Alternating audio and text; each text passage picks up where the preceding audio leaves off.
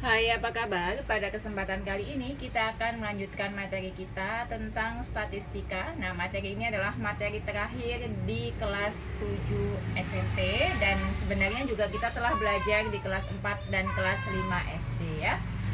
Statistika.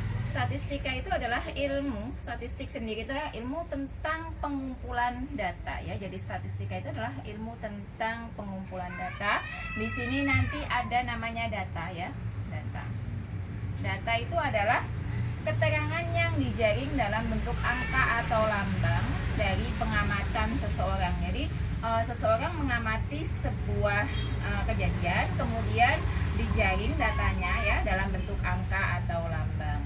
Sedangkan ada namanya populasi ya. Setelah data itu ada namanya populasi. Populasi adalah sekumpulan objek yang mempunyai syarat tertentu sebagai sumber pengambilan sampel, dan sampel adalah bagian dari populasi statistik yang kita pelajari. Nah, statistika di sini ada kesempatan pertama, nanti ada dua yang akan kita pelajari. Yang pertama adalah bagaimana kita akan membuat sebuah tabel ya. Yang kedua adalah dari tabel ini kita akan mencoba memasukkannya ke diagram batang. Nah, ini materi di kelas berapa? Kelas 4 sama kelas 5 ya, sudah dibahas. Tabel. Misalkan saya mempunyai sebuah data ya. Datanya itu seperti ini. Misalnya saya punya data, ada sebuah nilai ulangan ya. Di sini ada namanya nilai ulangan ya. Nilai ulangan ini harus dimasukkan nanti ke dalam tabel ya.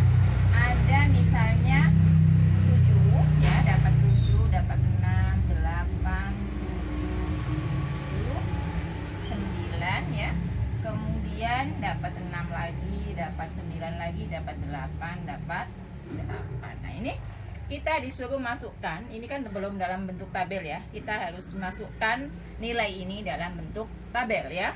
Caranya bagaimana? Caranya adalah semacam ini ya. Ini adalah nilai ya. Kita kotakin dulu ya. Nah, kemudian di sini terus ya. Nanti kita akan melihat bagaimana ya. Kemudian di sini adalah jumlah atau bisa dibilang frekuensi ya. Bisa jumlah, bisa juga ditulis frekuensi. Nah, kita masukkan nilai yang paling rendah dulu. Nilai paling rendah di sini adalah 6 ya. Ada nilai 6, kemudian 7, kemudian 8 dan terakhir adalah 9. Nah, kita bikin kotaknya. Kemudian kita hitung. 6 di sini itu ada 1, 2, berarti turusnya cuman garisnya. Turus itu gini garis ya. Misalnya 1 ya berarti gini, 2, 3, 4 ya.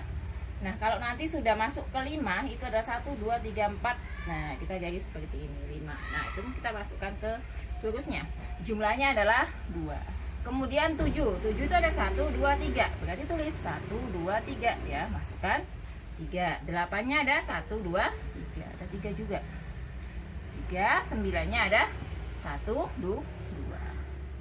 Nah, ini yang disebut dengan tabel ya. Jadi dari data yang awalnya masih teracak seperti ini, kemudian disusun dalam bentuk tabel. Gunanya untuk apa? Untuk memudahkan kita ketika kita membaca sebuah data ya. Jadi kan lebih gampang. 6-nya ada berapa? Ada 2. Daripada ini kita ngacak seperti ini. Nah, dari tabel ini nanti kita akan sajikan ke dalam sebuah diagram batang. Nah, diagram batang itu apa?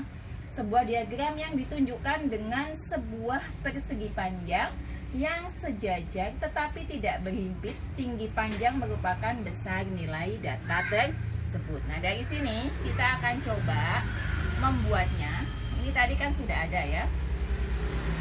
Tadi dibilang kalau diagram batang itu dalam bentuk persegi panjang yang tidak berhimpit. Nah, kita buat dulu garisnya. Nah, seperti ini.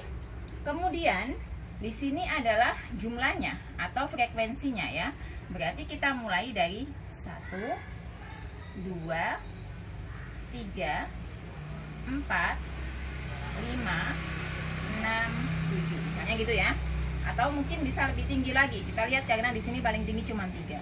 Ini nilai terrendah adalah 6, 7, 8, 9, 10 ya. atau sampai 9 saja nggak apa-apa. Misalkan nilai 6 tadi ada 2, berarti tingginya sampai sini. Nah, ke tengah ya, pakai penggaris sebenarnya lebih rapi lagi ya. Nilai 7 ada 3, berarti tingginya sampai 3. Nah, ini dia persegi panjangnya ini tidak berhimpit antara satu dengan yang lain ya. Kemudian 8 lagi ada 3 lagi. Kemudian 9-nya ada 2. Nah, ini adalah diagram batang untuk satu data ya. Tapi apabila nanti dalam buku kalian akan menemui misalnya ya, datanya itu adalah data yang lebih dari satu atau datanya majemuk ya, lebih dari satu. Misalnya seperti ini. Kalau ini lebih mudah. Misalkan di sini saya mempunyai sebuah data ya. Misalkan ini saya anggap ini kelas ya. Kemudian terusnya nggak ada, nggak apa-apa ya. Ini jumlah atau frekuensi. Frekuensi ya. Nah, kebetulan di sini karena ininya ada 2.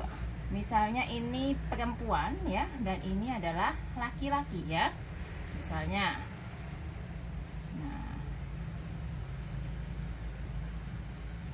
di sini ya.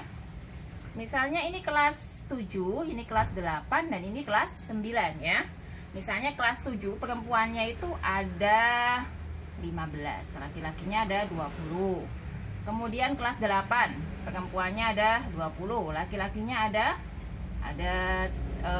10 misalnya gitu ya. Kelas 9 perempuannya ada 25, laki-lakinya ada 15. Nah, ini kan datanya itu sebenarnya adalah bukan satu ya, tapi ada 2. Nah, kalau tadi yang pertama tadi itu datanya cuma 1, 6, nilai 6, 7, 8, 9. Cuman gitu kan frekuensinya langsung. Tapi kalau ini ada 2 ya.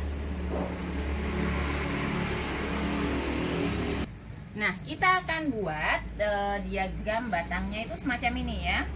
Nah, ini tadi kan jumlahnya, karena ini kelipatan 5, kita pakai aja 5, 10, 15, berapa lagi? 20, 25, tertinggi 30. Nah, misalnya gini, ini jumlahnya ya. Kita tulis nanti di sini jumlah atau frekuensi ya. Sini jumlah ya, seperti ini. Kemudian di sini kelasnya. Kelasnya itu ada berapa tadi? Ada kelas 7, ada kelas 8, dan ada kelas 9 ya. Baik, kita tulis dulu yang perempuan. Kelas 7-nya ada 15, berarti sampai sini. Nah, ini yang perempuan. Kemudian kelas 8-nya ada 20, berarti naik di sini ya. Kita bikin dulu yang perempuan ya. Kemudian kelas 9-nya ada 25. Sejajar ya. Nah, ini adalah yang perempuan. Kemudian yang laki-laki, untuk memudahkan maka kita gunakan warna yang berbeda ya. Warna berbeda itu untuk memudahkan kita membaca tabelnya. Kelas 7 ada 20, berarti kita pakai warna merah ya. Ini untuk yang laki-laki ada 10. Kemudian yang kelas 9 ada 15. Nah, lalu kita kasih keterangan di atasnya. Tadi warna merah untuk siapa? Untuk laki-laki ya. Kemudian warna yang hitam ini untuk perempuan. Nah, ini lebih mudah untuk membacanya. Nah, demikianlah apa yang dapat saya sampaikan. Semoga dapat dipahami dan sampai jumpa di video selanjutnya. Terima kasih.